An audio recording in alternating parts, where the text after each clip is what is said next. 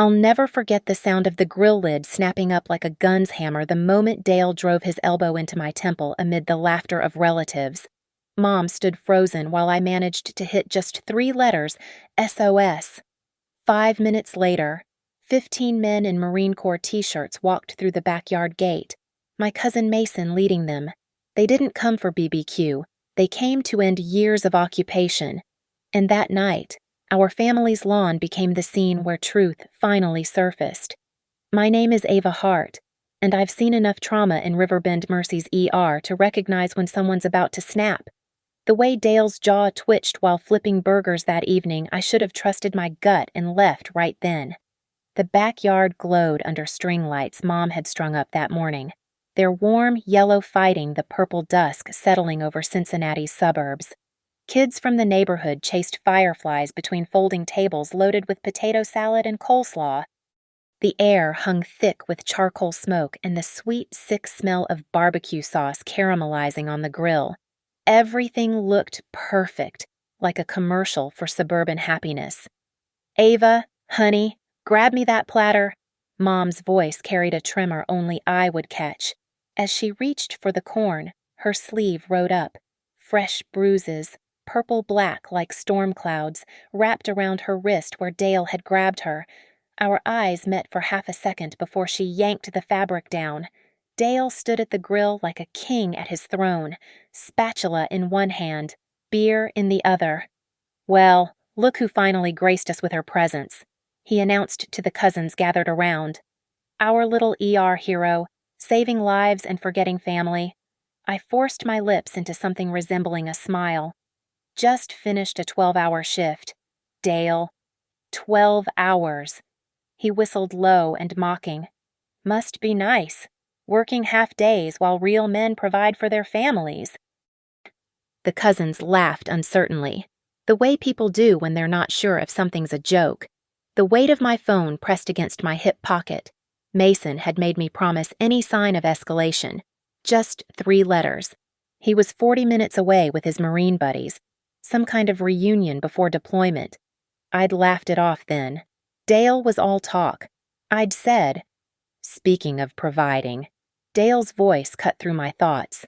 "You planning to contribute to this month's household expenses? Or is saving lives excuse enough to live rent-free?" My throat tightened. I'd already given Mom $800 last week, watched her hand it straight to him. I paid my share. Your share. He abandoned the grill, moving toward me with that particular swagger that meant trouble.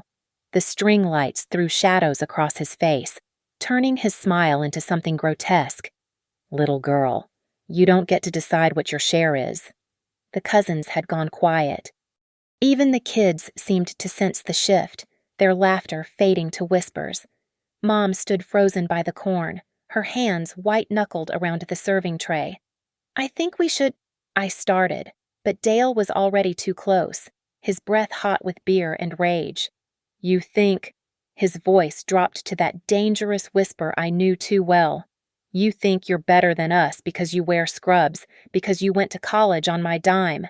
I paid for college myself." The elbow came fast, practiced, the way someone might gesture while telling a story.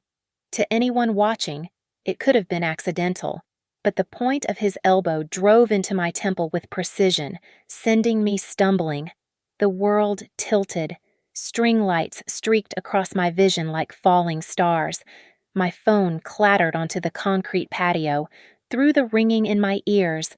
I heard Dale laugh that easy, casual sound that made my skin crawl. Whoops. Butterfingers. I dropped to my knees, not from pain, but from purpose. My fingers found the phone, muscle memory taking over. The screen was cracked but responsive. Behind me, Dale was already spinning the story. "Girl can't hold her beer, am I right?"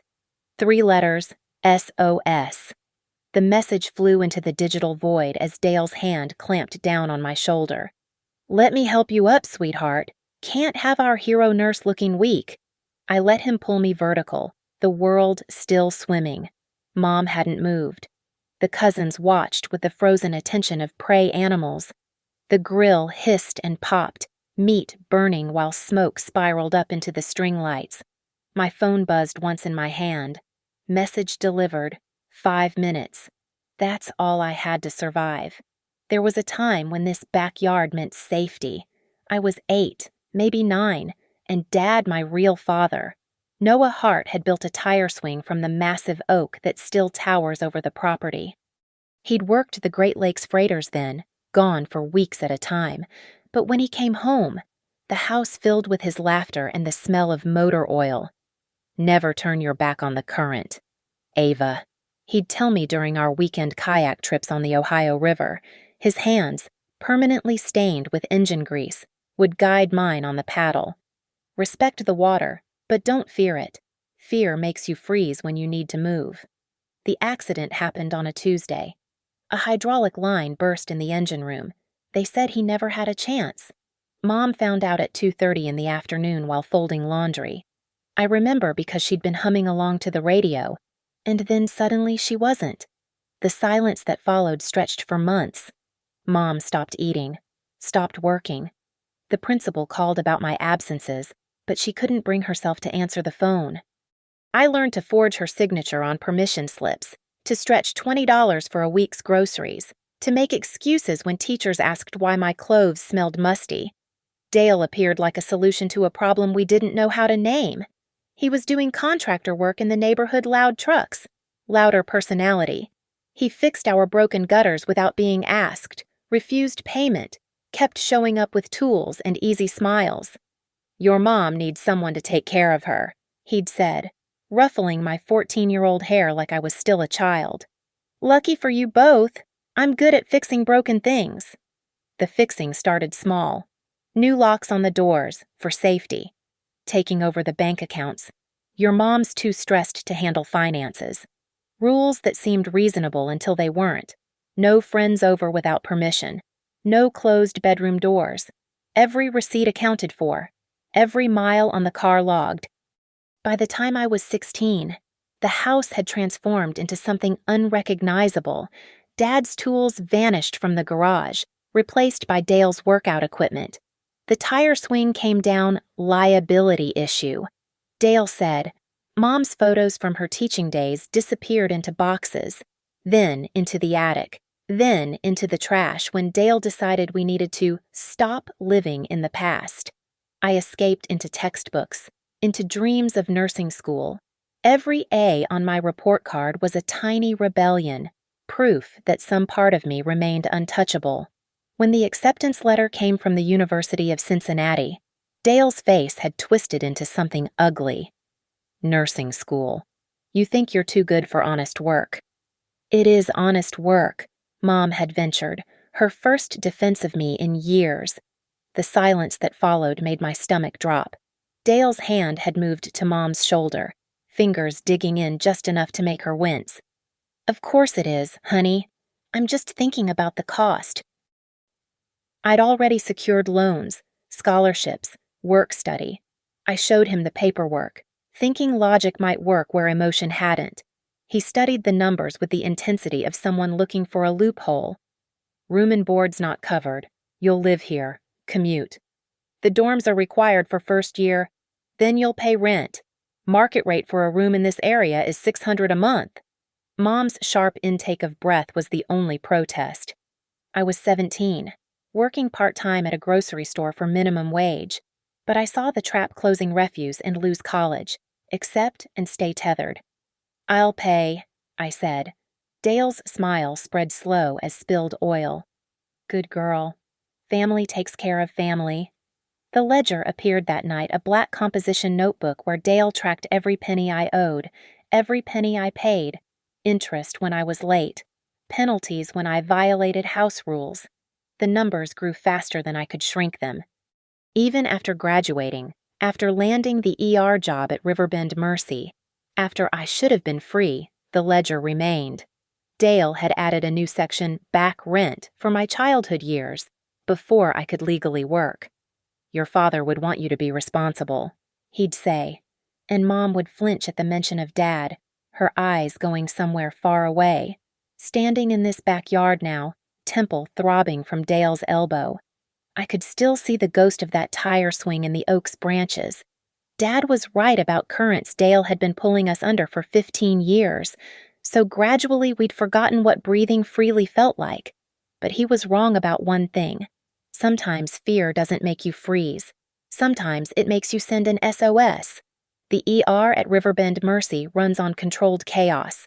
3:27 a.m., gunshot wound to the abdomen. 4:15 a.m., pediatric seizure. 5:42 a.m., multi-vehicle accident with 4 criticals. You learn to read violence in its aftermath, the defensive wounds on forearms, the particular pattern of a grabbed wrist, the way someone flinches when you move too fast. Heart, you're good with the difficult ones, Dr. Reeves would say, steering me toward the drunk who'd just taken a swing at security, the domestic violence victim who wouldn't stop apologizing, the teenager high on something that made him see demons. I understood their fear. I spoke their language. The hospital mandated de-escalation training after a nurse in Cleveland got her jaw broken.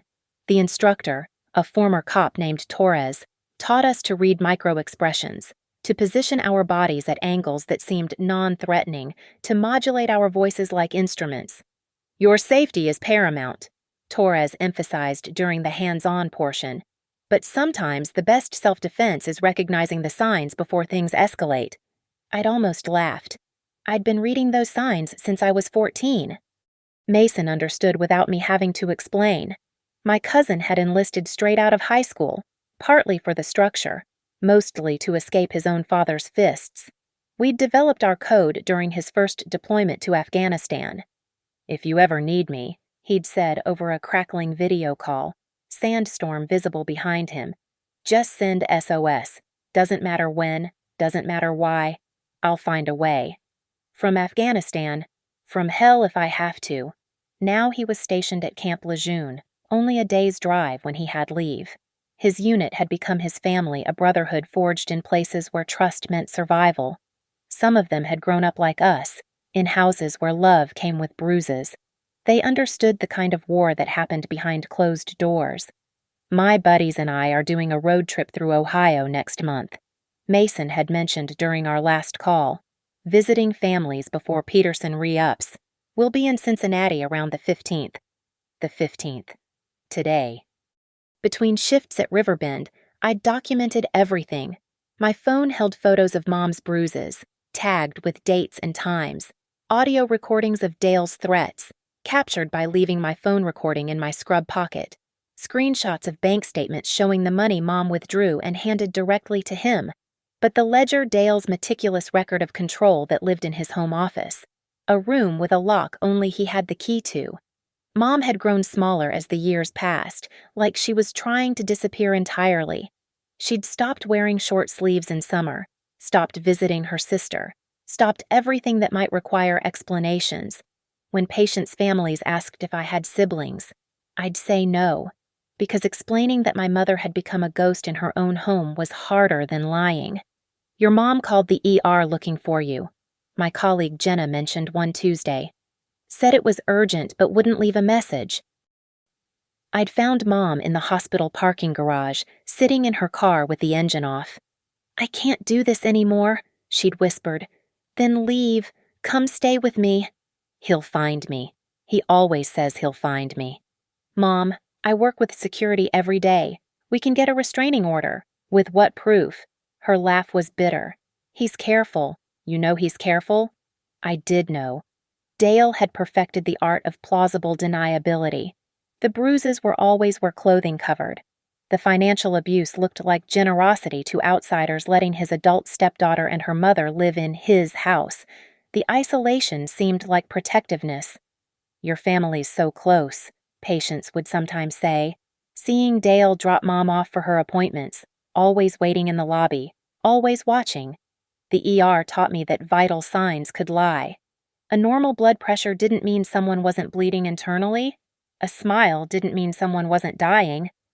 And a happy family BBQ didn't mean someone wasn't desperate enough to risk everything on 3 letters sent into the dark. My phone buzzed in my pocket. Mason's response was immediate. ETA 4 minutes. Bringing backup. 4 minutes. In the ER. 4 minutes could mean the difference between life and death. I'd compressed chests for longer, breathed for patients who'd forgotten how, held pressure on wounds that wanted to claim lives. I could survive Dale for 4 more minutes. The string lights above us swayed in the evening breeze, casting shifting shadows across the yard. Dale had returned to the grill, playing the perfect host while my temple throbbed in time with my heartbeat. Mom stood frozen by the picnic table, her eyes locked on mine with a mixture of fear and something else, maybe hope, maybe recognition that something had finally shifted. The cousins had resumed their chatter, but their voices seemed strained, theatrical. Everyone pretending not to have seen what they'd clearly witnessed. 3 minutes now. I steadied myself against the table, fingers finding the solid wood, grounding myself the way Torres had taught us. Your body is your first weapon, he'd said, but your mind is your best defense. Dale glanced over his shoulder at me, that satisfied smirk playing at his lips. He had no idea what was coming. The documentation started as survival instinct. Every ER nurse knows proper charting can save you from lawsuits, but I'd learned it could save you from something worse, being disbelieved. Dale's favorite stage was family gatherings, witnesses who'd remember laughter, not the words that cut deeper than glass. Ava thinks she's too smart for us now, he'd announce at Thanksgiving, carving turkey with unnecessary force. 4 years of college and she can't even remember to contribute to the household that raised her? I'd paid him $900 that month. The ledger would show it, if anyone could ever see inside his locked office. The photos lived in a hidden album on my phone, backed up to 3 different cloud services. Mom's wrist after he'd grabbed her for talking back purple fingerprints like a bracelet of shame, her shoulder where he'd shoved her into the doorframe for burning dinner, the cut on her lip from when she'd walked into the bathroom door at 2 in the morning, each image time-stamped, GPS tagged, undeniable. The audio recordings were harder. Ohio's one-party consent law meant I could legally record, but Dale seemed to have a sixth sense for phones. I'd bought a second device, a cheap prepaid that lived in various hiding spots. The laundry room's detergent shelf, behind the garage freezer, inside an old paint can. You know what happens to ungrateful bitches, don't you? His voice, captured clear as crystal while he thought I was at work. They end up alone. No family, no home, nothing. Mom's whispered response. I'm sorry. I'm sorry. Sorry doesn't pay bills. Sorry doesn't show respect. The sound of impact. Mom's gasp. My hand shaking as I retrieved the phone later, uploading everything to the cloud before Dale could find it. The financial abuse was almost artistic in its complexity. Dale had made Mom add him to her accounts for convenience. Direct deposits from her disability checks went in. Cash withdrawals came out the same day. The paper trail showed Mom taking the money, but I had photos of her handing it directly to Dale, his satisfied expression as he counted bills at the kitchen table. The ledger itself had become my white whale. Dale updated it religiously every Sunday night in his office, door locked, blinds drawn. He'd emerge with new figures, mysterious fees added, interest calculated at rates that would make loan sharks blush. Processing fee for late payment, he'd explained when I questioned a $100 addition. Standard practice? That's not legal. My house, my rules. Don't like it. There's the door. But leaving meant leaving Mom alone with him. The one time I'd tried, freshman year of college, I'd come back to find her with a black eye and a story about tripping over the cat we didn't have. The smoke alarm incident happened 6 weeks ago. Dale had been drinking since noon, bourbon sweating through his pores. Mom accidentally burned the roast. The alarm shrieked, and Dale exploded. Stupid bitch can't do one thing right. I'd been in my room, phone already recording. The crash of plates. Mom's scream. My feet on the stairs before I could think. Dale had her cornered by the stove, hand raised. He turned when he heard me, that hand smoothly running through his hair instead. Just teaching your mother about fire safety, he'd said, calm as a lake in August. The recording caught everything. His tone shift, Mom's ragged breathing, The way he'd said fire safety like it was a punchline to a joke, only he understood. That night, I'd sat in my car outside the police station for an hour, the recording playing through my speakers, evidence of assault, of threats, of years of systematic abuse. But I knew how it would go. Dale, the charming contractor with connections to half the city council. Mom, who'd deny everything out of fear. Me, the disgruntled stepdaughter trying to get out of paying rent. So I kept collecting. More photos, more recordings. Waiting for something, though I hadn't known what until tonight. You planning to help with dishes? Or are you too important for that too? Dale's voice cut through my thoughts, bringing me back to the BBQ. The cousins were watching now, pretending not to. Mom stood by the sink, visible through the kitchen window, shoulders shaking. 2 minutes until Mason arrived. I'll help, I said, moving toward the house. Dale stepped into my path. Changed my mind. You can start by apologizing to everyone here for being a disrespectful parasite. The words he wanted stuck in my throat like glass. But I saw Mom watching through the window, saw the neighbors peering over the fence, saw the camera on Cousin Terry's phone poorly concealed as she pretended to text. Evidence, witnesses, everything I'd been building toward for years. I'm sorry, I said, loud enough for everyone to hear, that you feel the need to humiliate me to feel powerful. The silence that followed was electric. Dale's face went from red to purple, veins standing out on his neck like rope. 1 minute. You little, is everything okay over there? Mrs. Patterson called from next door, phone visible in her hand. Dale's smile snapped back into place, artificial as the string lights above us. Everything's perfect, just family being family. 30 seconds.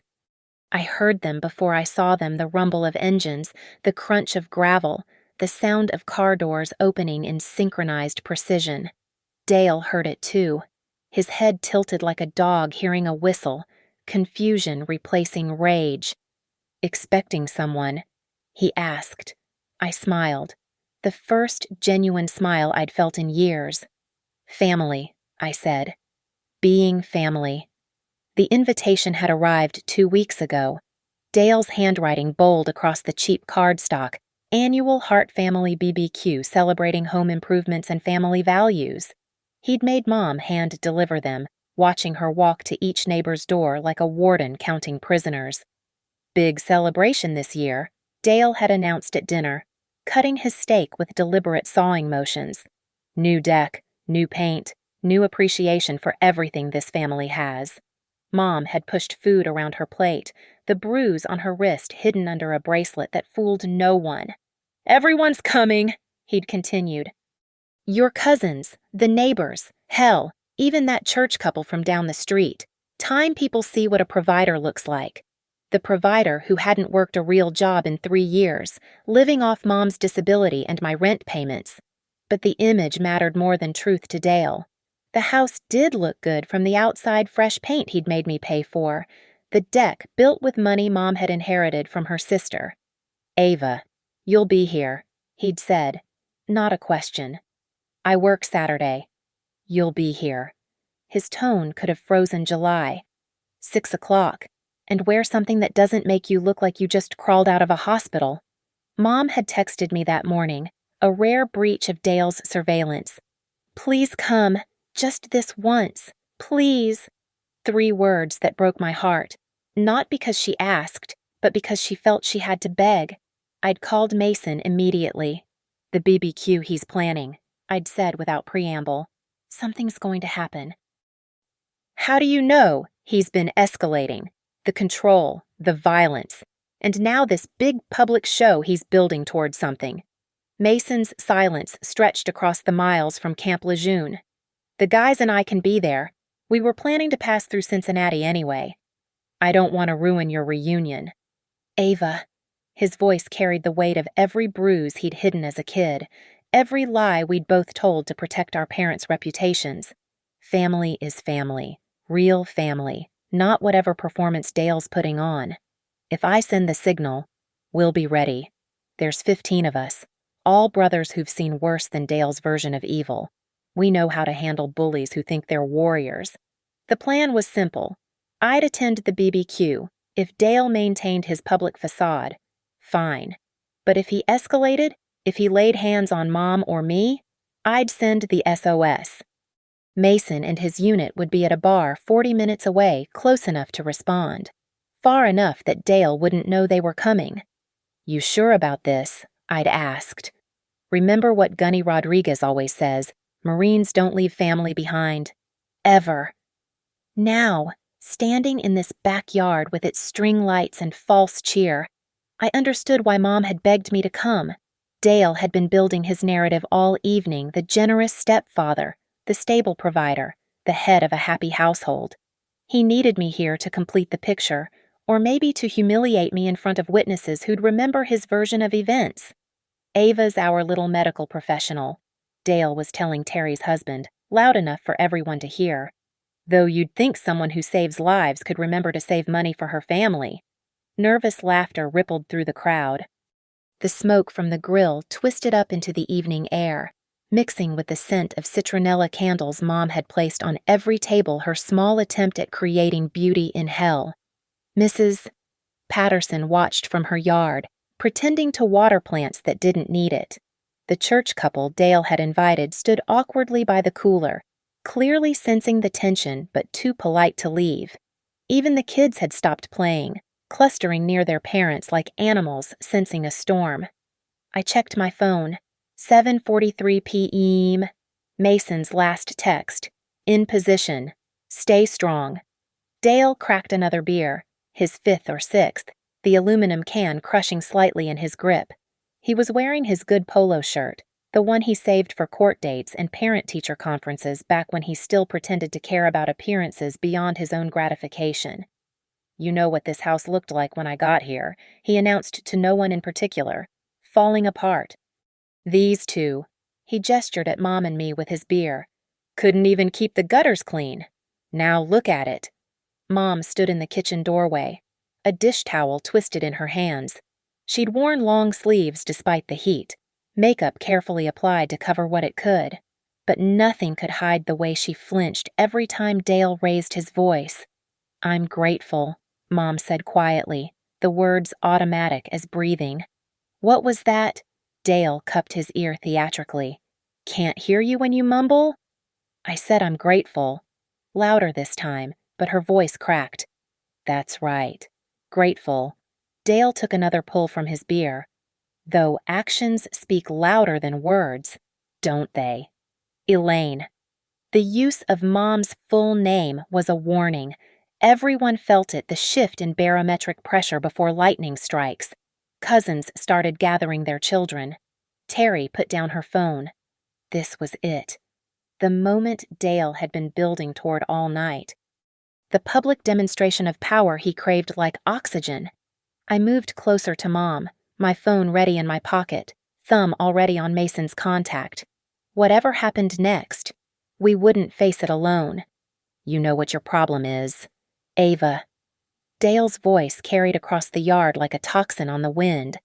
"You think that diploma makes you better than the people who raised you." The conversations around us died. Even the grill seemed to quiet its hissing, as if the universe itself held its breath. "I never said that," I replied, keeping my voice level despite the hammering in my chest. "Don't need to say it." He moved closer, beer sloshing in his can. "It's in how you look at us, like we're beneath you, like your mother and I are just what ATMs for the educated princess." Mom made a small sound, not quite a gasp, not quite a sob. Terry's husband pulled their kids closer. Mrs. Patterson had stopped pretending to water her plants, her phone clearly recording over the fence. "Dale, please," Mom whispered. "Not here. Not here." He whirled on her, and she stepped back instinctively. "This is my house, my party. I'll speak my mind wherever I damn well please." "The burgers are burning," someone said weakly, trying to diffuse the situation. Dale ignored them, his focus laser sharp on me now. $900 a month. That's what you owe for the privilege of having a roof over your head. And what do I get? Attitude, disrespect, acting like you're doing us a favor by gracing us with your presence. I paid you last week. Shut up. The words cracked like a whip. I'm talking. You think because you can stick an IV in someone's arm. You understand how the world works. You don't know shit about sacrifice, about what it takes to hold a family together. He gestured wildly, beer spilling onto the deck. Your mother was nothing when I found her. Nothing. Crying over a dead man who left her with debt and a kid who thinks she's too good for honest work. Don't talk about my father. The words escaped before I could stop them. Dale's eyes lit up with savage pleasure. Your father, that grease monkey who got himself killed because he couldn't follow basic safety protocols. The world narrowed to a tunnel. I heard Mom's sharp intake of breath, felt the collective tension of the crowd, but all I could see was Dale's sneering face. At least he never hit her, I said. Silence. Complete and absolute. Then Dale laughed a sound like breaking glass. Hit her, I've never laid a hand on your mother, have I? Elaine. Mom stood frozen, caught between truth and terror. Her mouth opened, closed, opened again. No sound came out. That's what I thought. Dale's voice dropped to that dangerous register I knew too well. But you need to learn respect. He moved fast for a drunk man. His elbow came up in what looked like a casual gesture, as if he was simply turning to address the crowd. But I saw the calculated angle, the practiced motion. The point of his elbow connected with my temple, the same spot he'd hit earlier. Precise and brutal. Pain exploded through my skull. The string lights streaked and blurred. I heard gasps, a child crying, someone shouting. My phone flew from my hand, skittering across the deck. I dropped to my knees, not from the pain, but from desperate purpose. Through the ringing in my ears, I heard Dale's performance. Whoa there, someone's had too much sun. Can't hold her liquor. This one. My fingers found the phone. The screen was cracked worse now, a spider web of fractures, but it responded to my touch. Muscle memory took over Mason's contact. 3 letters. SOS. Let me help you up, sweetheart. Dale's hand clamped onto my shoulder, fingers digging in hard enough to bruise. Can't have our hero nurse looking weak in front of everyone. Send. The message flew into the digital void. I'm fine, I managed, tasting copper in my mouth. Of course you are. He hauled me vertical, keeping his grip on my shoulder. To observers, it might look supportive. Only I could feel his fingers finding pressure points, applying pain with surgical precision. My phone buzzed. Message delivered. Read receipt on. Everyone, please, Dale announced, that false concern thick in his voice. Just a little family moment. Ava's been working long shifts, exhaustion makes people clumsy. But the crowd wasn't buying it anymore. Terry had her phone out openly now. The church couple whispered urgently to each other. Mrs. Patterson had moved to her gate, ready to intervene. Dale, Mom said, finding her voice at last. Let her go. What was that? His fingers tightened on my shoulder. I said let her go. Everyone turned to stare at Mom. She stood in the doorway still, but something had changed. Her shoulders were straight. Her hands had stopped shaking. Now, Elaine. No. The word rang out clear as a bell. No more. Dale's mask slipped completely. His face contorted into something ugly and primitive. He released me, turning toward Mom with intent that everyone could read. 3 minutes since I'd sent the signal. Maybe 4. The sound came first engines, multiple vehicles, approaching fast. Then lights sweeping across the front of the house, car doors opening, footsteps, many footsteps. Dale froze mid-stride, confusion replacing rage. The back gate opened. Mason stood there in his Marine Corps t-shirt, all 6'3" of trained warrior. Behind him, 14 more Marines filled the gateway. their presence transforming the backyard from Dale's kingdom into something else entirely. "Evening, everyone," Mason said, his voice carrying the calm authority of someone who'd faced down real threats.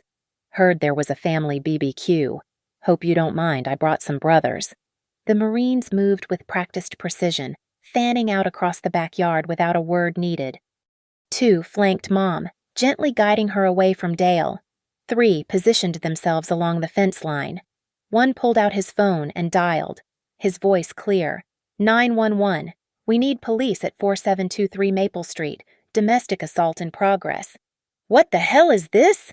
Dale's voice cracked, the alcohol-fueled bravado crumbling. "This is private property." "Family property," Mason corrected, stepping forward.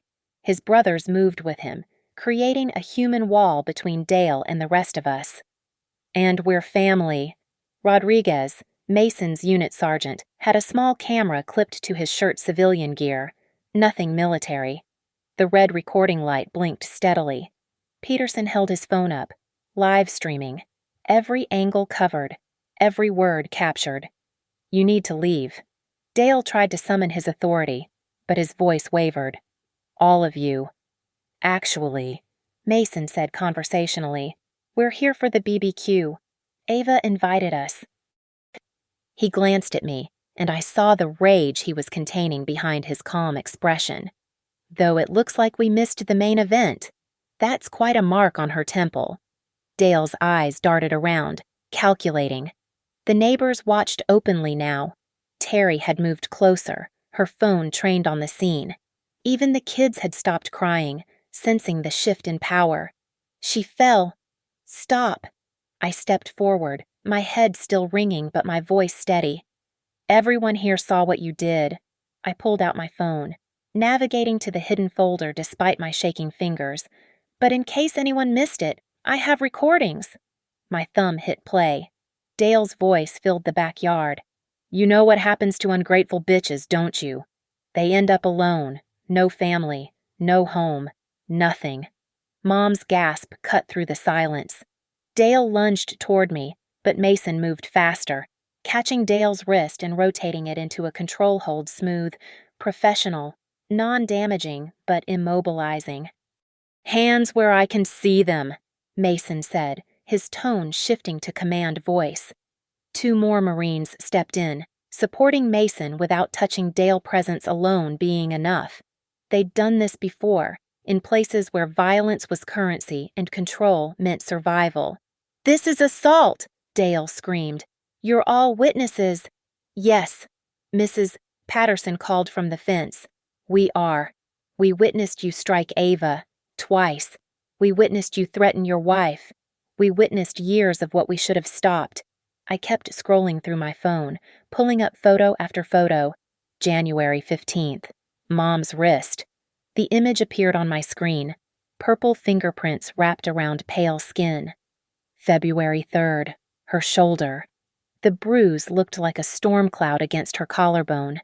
March 22nd. Her ribs. With each date, each image, Mom stood a little straighter.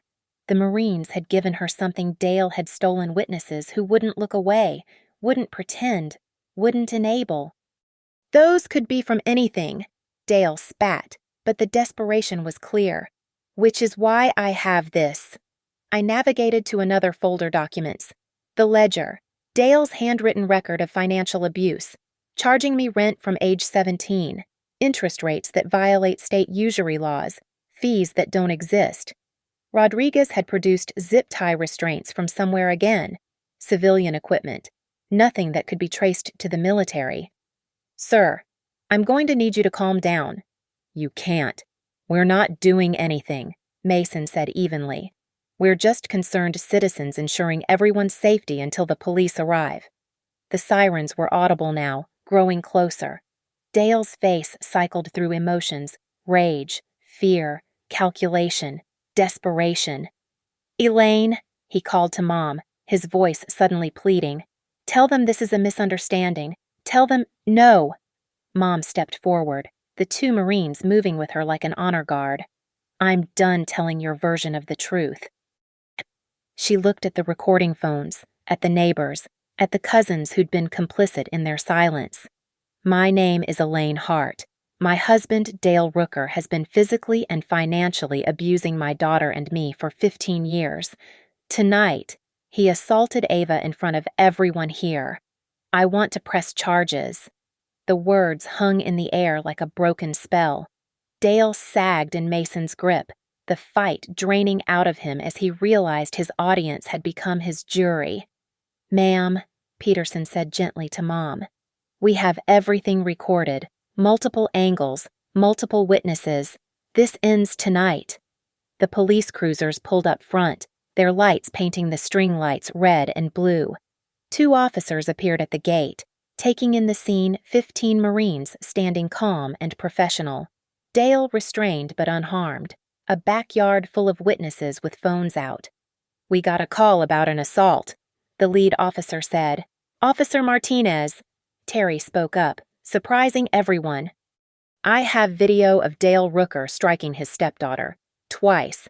I'll send it to you now. I have documentation of years of abuse," I added, holding up my phone. "Photos, recordings, financial fraud. We witnessed the assault," Mrs. Patterson confirmed. "Several of us did." The officer looked at Dale, then at Mason, still maintaining the control hold. "Sir, I'm going to need you to release him so we can take custody." Mason complied immediately, stepping back with his hands visible. Dale stumbled but didn't run. There was nowhere to go. 15 Marines, a yard full of witnesses, and his entire constructed reality collapsing around him. "Dale Rooker," Officer Martinez said, producing handcuffs, real ones, not zip ties. "You're under arrest for domestic assault. You have the right to remain silent." As the officer read Dale his rights, I looked around the backyard. The string lights still swayed gently. The grill had gone cold, the burgers charred beyond recognition. But something had fundamentally changed in this space. It wasn't Dale's kingdom anymore. It was just a backyard, waiting to become something new. The handcuffs clicked shut around Dale's wrists with a finality that echoed across the yard. For a moment, nobody moved, as if we were all suspended in the space between before and after. "Everyone please remain here," Officer Martinez said. "We'll need statements from witnesses." Dale's eyes found mine as the officers turned him toward the gate. The mask was completely gone now, replaced by something raw and desperate. "You ruined everything," he hissed. "No," I said, loud enough for everyone to hear. "You did that yourself." The crowd parted as the officers walked him through. The Marines stood in 2 lines, creating a corridor of silent witness, not threatening, just present an honor guard for the truth finally being acknowledged. Mom's hand found mine, trembling but firm. Together, we watched Dale disappear into the police cruiser, the door closing on 15 years of terror. "Ma'am," the second officer approached Mom, her voice gentle. "We'll need you to come to the station to file a formal complaint. You too." She nodded to me. "The photos and recordings you mentioned, we'll need those as evidence." "I have everything backed up," I said, already pulling up the files. "Multiple copies, date-stamped, location-tagged." Mason stepped closer, his presence steady as a lighthouse. "We'll drive them to the station," he told the officer, "and we have additional footage from tonight if you need it." The officer nodded, taking down contact information from the Marines who'd recorded the incident. Professional, thorough, treating this with the gravity it deserved. As the police cruiser pulled away, the string lights flickering across its windows, something shifted in the atmosphere. The cousins who'd laughed nervously at Dale's jokes for years couldn't meet our eyes. The neighbors who'd suspected but never acted stood awkwardly at the borders of the yard. "Ava," Terry approached hesitantly, her face flushed with shame. "I'm sorry. We all knew something was wrong, but it was easier to pretend," I finished. "I get it. He made everyone complicit." "No more," Mrs. Patterson said firmly, coming through the gate. "No more looking away? Elaine, you and Ava need anything you call me, day or night." One by one, the others echoed her words. Apologies, offers of help, promises to testify if needed. The community Dale had performed for was finally seeing past the show. Mason's sergeant, Rodriguez, approached Mom with unexpected gentleness. "Ma'am, I grew up in a house like this, my unit. We all have our stories. You're brave for speaking up, braver than my mother ever could be." Mom straightened, something flickering in her eyes, not quite healing. Not yet, but the possibility of it. "Thank you for coming. All of you." "Marines don't leave family behind," Peterson said simply. "And family isn't always blood. Sometimes it's the people who show up when you send an SOS." I looked at these men who'd driven hours to stand in a suburban backyard, who'd responded to 3 letters like a battle cry. "I don't know how to thank you."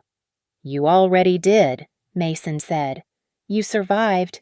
You protected your mom. You gathered evidence and waited for the right moment. That's warrior thinking, cousin." The Marines began organizing the scene, picking up overturned chairs, covering the abandoned food, ensuring everything was documented and preserved for the police. They moved with the same precision they'd use for any mission, treating this domestic battlefield with full respect. "The house," Mom said suddenly, looking around as if seeing it for the first time. "He always said it was his house." I squeezed her hand. "It's in your name. Mom. Always has been. I checked the deed records. He may have controlled it, but legally, this is your home." "Our home," she corrected, and I felt years of tension begin to crack. Mason pulled me aside as his unit prepared to escort us to the station. "You know this isn't over, right? There'll be court dates, possibly a trial. He might make bail." "I know." I touched the bruise forming on my temple, evidence that would be photographed and cataloged. "But we're not alone anymore." That's what he never understood. His power came from isolation. Break that, and he's just a bully with a beer gut and a bad attitude. "Clear," Rodriguez called out, having done a sweep of the house to ensure it was secure. That word, clear military speak for safe, for threat neutralized, for mission complete, rang across the yard like a bell. I looked back at the backyard one last time. The string lights still glowed, incongruous now, like decorations after a funeral. But tomorrow, Mom and I would take them down together. We'd reclaim this space, inch by inch, memory by memory. "Ready?" Mason asked. Mom and I stood together, surrounded by 15 Marines who'd answered a call for help without hesitation. Behind us, the neighbors who'd finally chosen to see. Ahead, the police station where we'd tell our truth into official record. "Ready," we said in unison. As we walked through the gate Dale had controlled for so long, I felt the weight of my phone in my pocket. 3 letters had changed everything, but really, it wasn't the SOS that saved us. It was the people who answered. We moved toward the waiting cars, leaving Dale's kingdom behind. The house would still be there tomorrow, but it would be different. No more locked doors, no more walking on eggshells, no more pretending bruises were accidents and fear was love. The string lights flickered one last time as we pulled away, and I could swear they looked like stars, distant, beautiful, and finally within reach. Mason's text lit up my phone as we headed to the station. Clear. This time, we truly were. Thank you so much for listening to this story. I'd love to know where you're tuning in from.